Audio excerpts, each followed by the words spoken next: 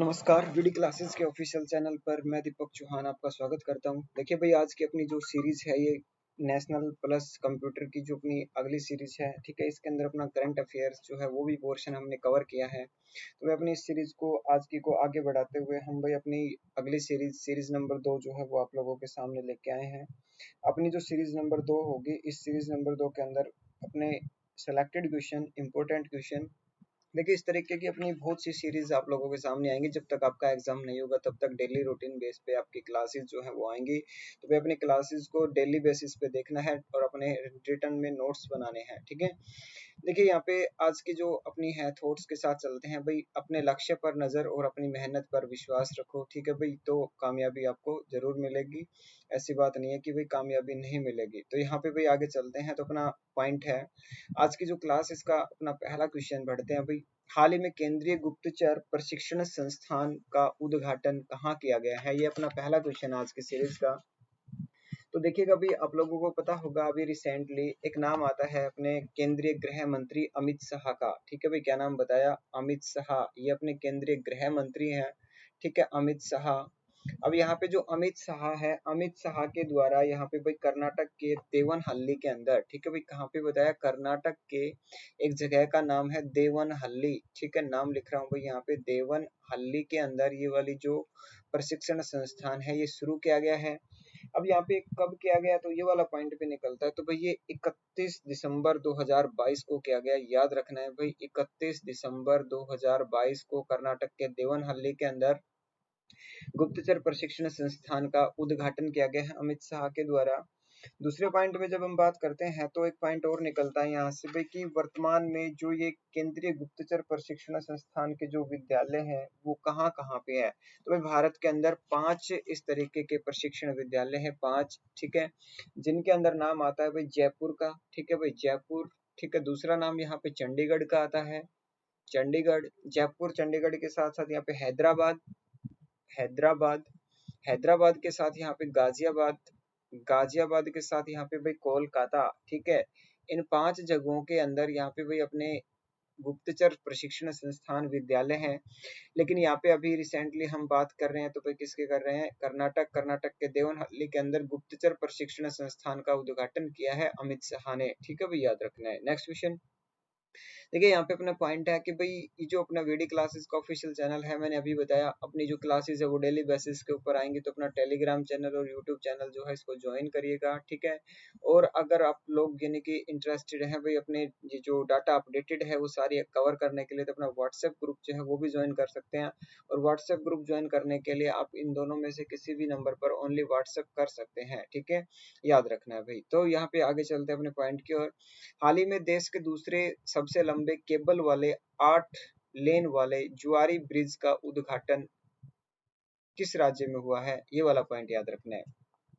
देखिए यहाँ पे हमने बात की कि दूसरा सबसे लंबा जो है केबल वाला जो है रोपवे जुआरी ब्रिज है ये, ठीक है। यहाँ पे हम बात कर रहे हैं तो ये आंसर अपना कहाँ पे हो जाएगा? गोवा के अंदर, ठीक है भाई, कहाँ पे हो जाएगा? गोवा में है ये। दूसरे पॉइंट में बात करते हैं भाई, इसका जो उद्घाटन किया, उद्घाटन वो किसने किया? तो भाई आपने सड़क परिवहन मंत्री का नाम सुना होगा, नितिन गडकरी, ठीक है। नितिन गडकरी जो है इन्होंने इसका उद्घाटन किया है, याद रखना है। दूसरे पॉइंट में जब हम बात करते हैं कि ये जो ब्रिज है ये हमने बताया देश का दूसरा सबसे लंबा है, तो यहाँ पे हमें पहले का पता होना चाहिए। तो भाई पहला जो है वो अपना गुजरात के अंदर है, ठीक है भाई, गुजरात, गुजरात के अंदर भी कहाँ पे है? तो गुजरात में ये वाला जो है भाई भरूच में है, ठीक है। गुजरात के अंदर एक स्थान है जिसका नाम है भरूच, वहां पे है। तो भरूच में नर्मदा नदी के तट पर बना हुआ है, नर्मदा नदी के ऊपर बना हुआ है ये वाला जो है भाई, याद रखना, ये वाला ब्रिज नर्मदा नदी के ऊपर है।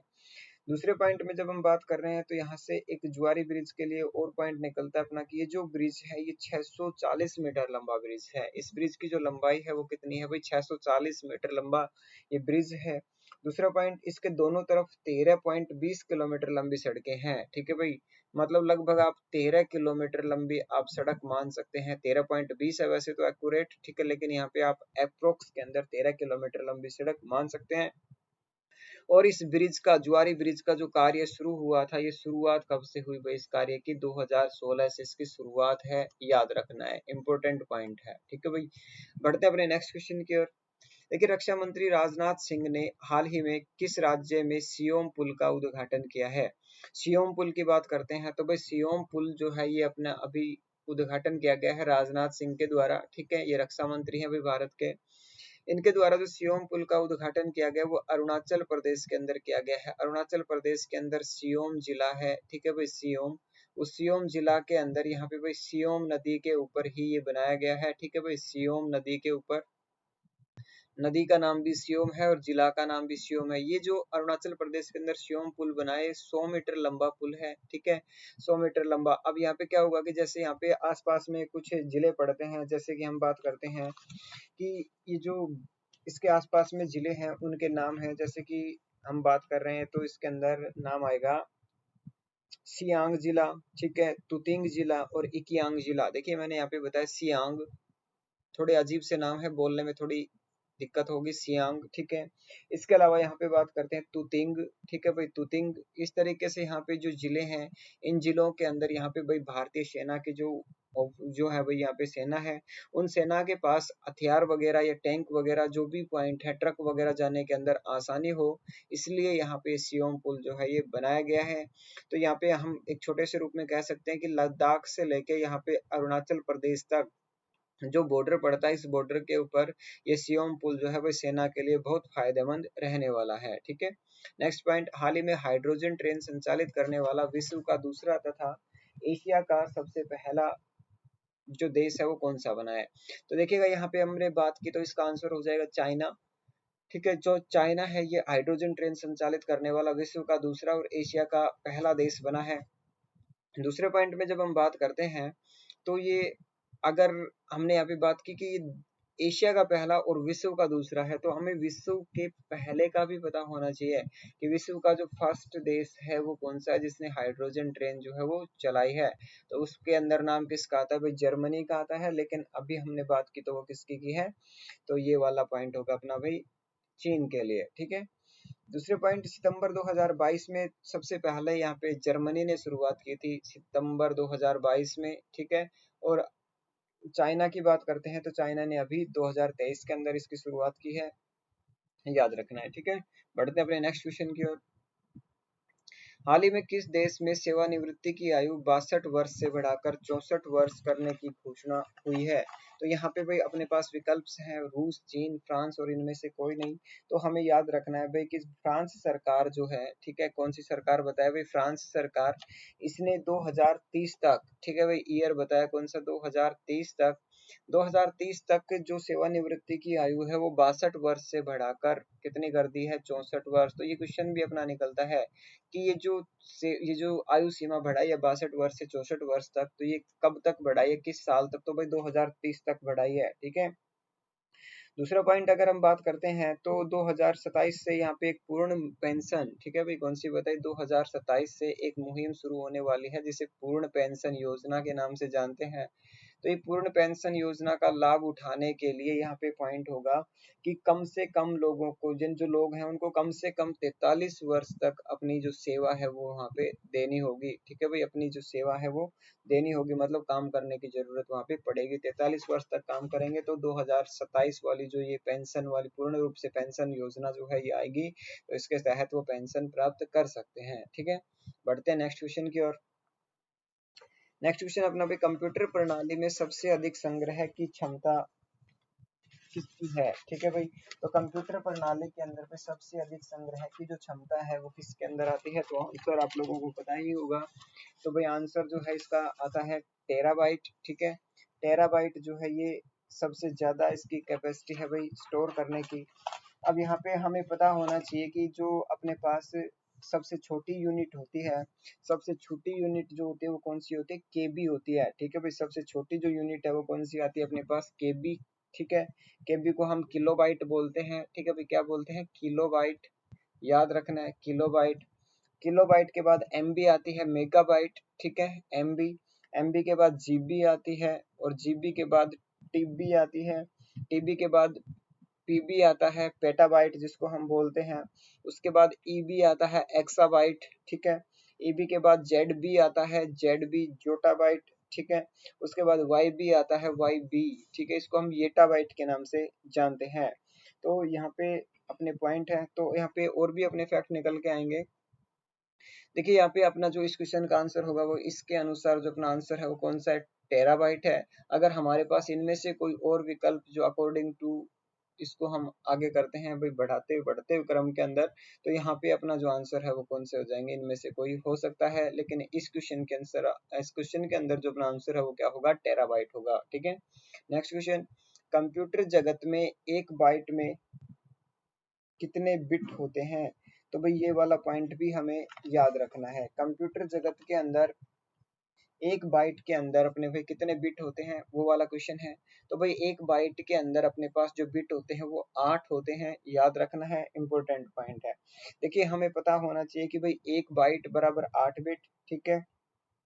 1024 बाइट बराबर 1 किलोबाइट, ठीक है, ये वाला पॉइंट भी याद रखना है। 1 केबी होता है, ठीक है।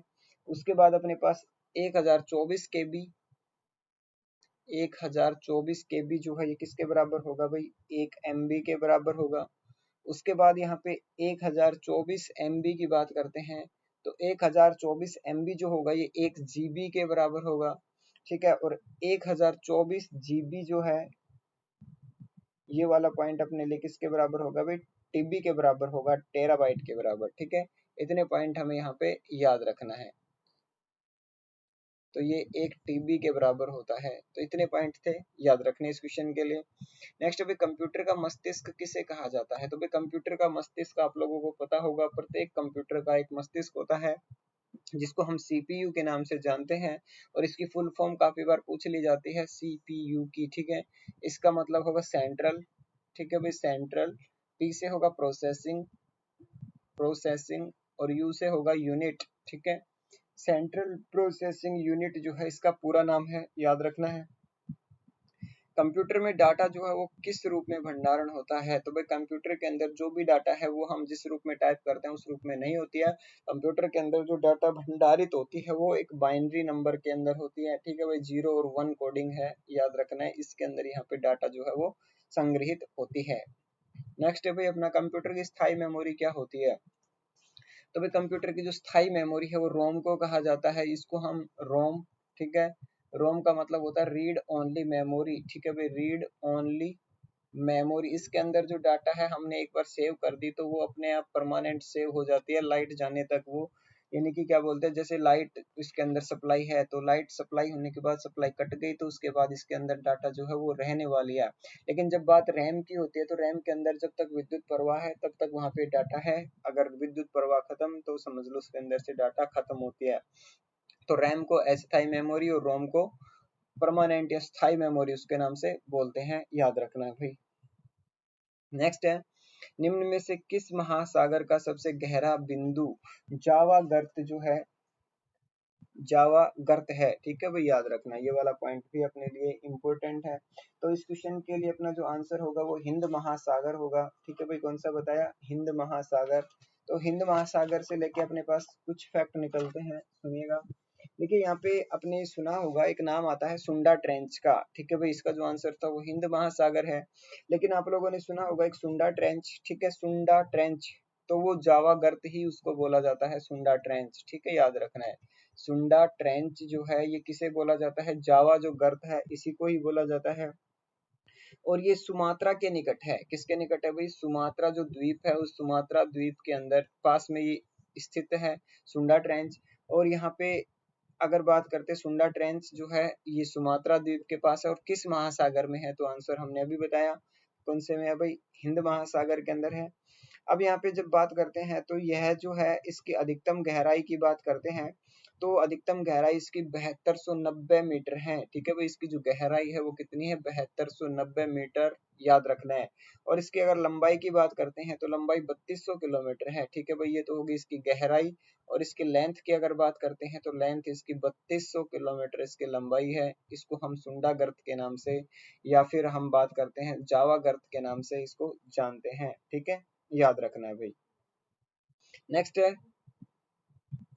केरल में मनाया जाने वाला ओणम त्योहार, ठीक है, ये कितने दिनों तक मनाया जाता है? तो भाई सबसे पहला पॉइंट हमें याद रखना है, केरल का जो फेमस त्योहार है वो कौन सा है? ओणम है, याद रखना है।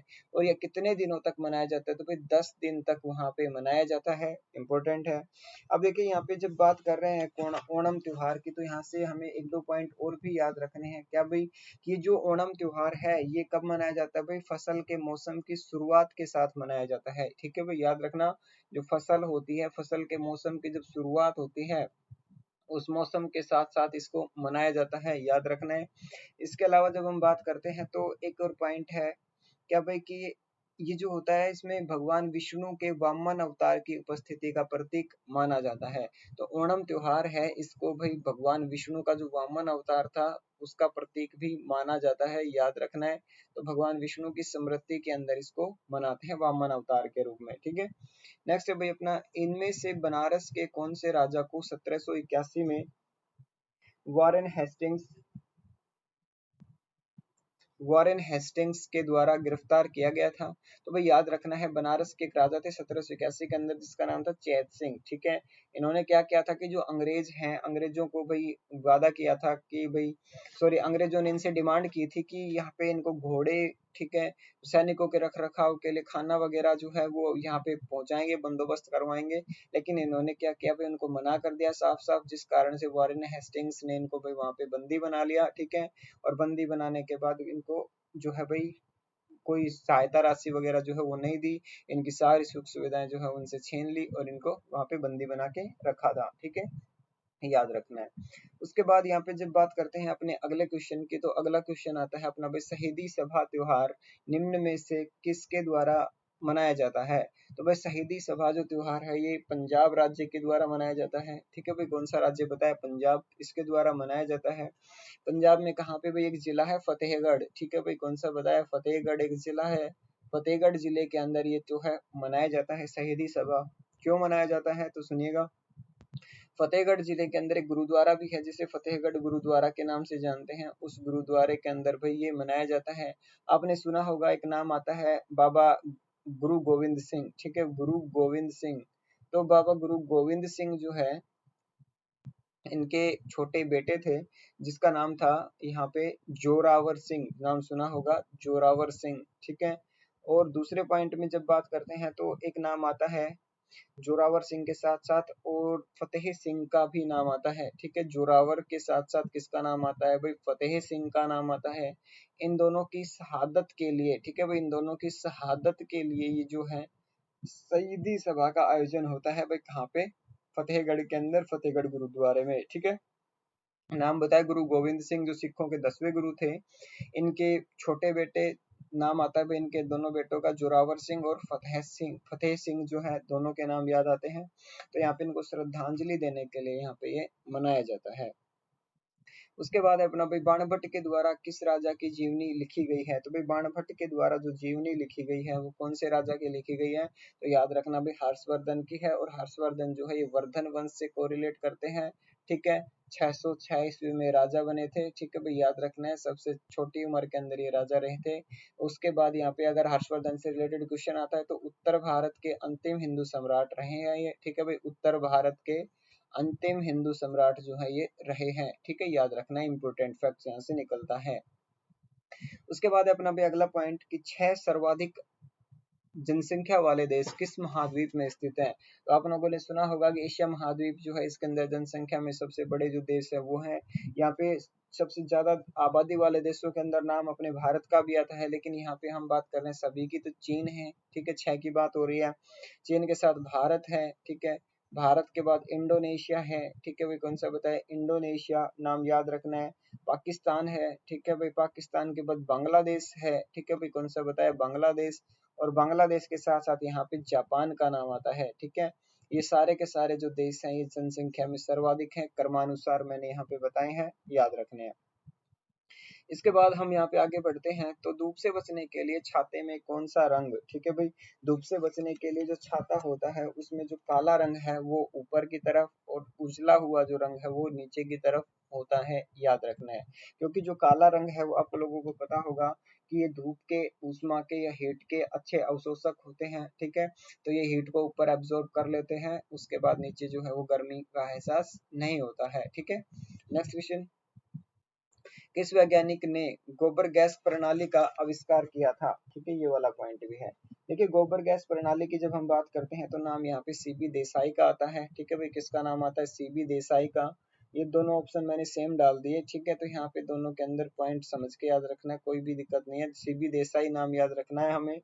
अब यहाँ पे मैंने ऑप्शन सीवी रमन का भी डाला हुआ है। तो सीवी रमन जो है आप लोगों ने सुना होगा, इन्होंने रमन इफेक्ट प्रभाव जो है, रमन इफेक्ट या रमन प्रभाव जो है, इसकी खोज की थी इन्होंने भी 1930 के अंदर, ठीक है। इसलिए इनको भौतिकी का नोबेल भी मिला हुआ है, ये वाला पॉइंट भी याद रखना है। उसके बाद हरगोविंद खुराना की बात करते हैं तो न्यूक्लिक एसिड में न्यूक्लियोटाइड को खोजा था इन्होंने, ठीक है। न्यूक्लिक एसिड है, न्यूक्लिक एसिड, न्यूक्लिक एसिड के अंदर जो न्यूक्लियोटाइड है, न्यूक्लियोटाइड, ठीक है। न्यूक्लियोटाइड को जो खोजा था वो किन्होंने खोजा था भाई? हरगोविंद खुराना जो है इन्होंने खोजा था, याद रखना है। इस क्वेश्चन से इतने पॉइंट। नेक्स्ट भाई, हमारे शरीर में नमक की मात्रा कितनी होती है? तो भाई हमारे शरीर में नमक की मात्रा 0.4% होती है, ठीक है। वैसे जब हम बात करते हैं तो हमें इससे दो तीन चीजें और भी सीखनी है, वो क्या क्या है भाई? सुनिएगा। देखिए यहाँ पे हमने अभी बात की है कि शरीर के अंदर नमक की मात्रा, लेकिन हमारे शरीर में ऑक्सीजन की मात्रा भी काफी बार पूछ ली जाती है। तो भाई ऑक्सीजन की जो मात्रा है वो कितनी होती है? 65% होती है भाई शरीर के अंदर, ठीक है। उसके बाद हमारे शरीर में कार्बन की मात्रा, अगर कार्बन की बात करते हैं तो यहाँ पे 18.5% होती है, ठीक है। इसके अलावा शरीर में हाइड्रोजन की बात करते हैं, ठीक है। हाइड्रोजन जो है ये 9.5% होती है अपने शरीर के अंदर। इसके अलावा हमारे शरीर में नाइट्रोजन, नाइट्रोजन की जब हम बात करते हैं तो 3.3% होती है, ठीक है। इतने पॉइंट याद रखने इस क्वेश्चन से। उसके बाद नेक्स्ट है भाई, समुद्र गोताखोरों के द्वारा गहरे समुद्र में सांस लेने के लिए किस गैस को ऑक्सीजन के साथ मिश्रित किया जाता है? तो यहाँ पे भाई हीलियम का नाम आता है, ठीक है भाई। हीलियम जो गैस है, इस हीलियम गैस को यहाँ पे इसके साथ मिक्स किया जाता है, याद रखना भाई इतना क्वेश्चन इस क्वेश्चन के साथ, ठीक है। उसके बाद अपने आगे चलते हैं भाई अगले पॉइंट पे। देखिएगा ये वाले जो फैक्ट अपने मैंने अभी बताया था अपने क्लासेस, वीडी क्लासेस जो ऑफिशियल चैनल है आप लोगों के लिए बहुत भयंकर और बढ़िया टाइप के क्वेश्चन जो है भाई आप लोगों के लिए लेके आ रहा है। तो अपने जो चैनल है इससे ज्यादा संख्या में जुड़िए, टेलीग्राम चैनल से, और यूट्यूब चैनल जो है भाई इसको सब्सक्राइब करिए, इसके साथ जुड़िए भाई। उसके साथ साथ अपने जो व्हाट्सएप ग्रुप है उनके अंदर भी आप लोग अपना सहयोग देना भाई, ठीक है। ज्यादा से ज्यादा जुड़िए यहाँ पे। तो अपनी जो क्लास है भाई इसको ट्रेंडिंग में लाना है अपनी क्लासेस को, क्योंकि आप लोगों को बहुत बढ़िया से बढ़िया जो कंटेंट है वो अपने इस चैनल से मिलेगा, ठीक है। आज के लिए इतना ही, थैंक यू।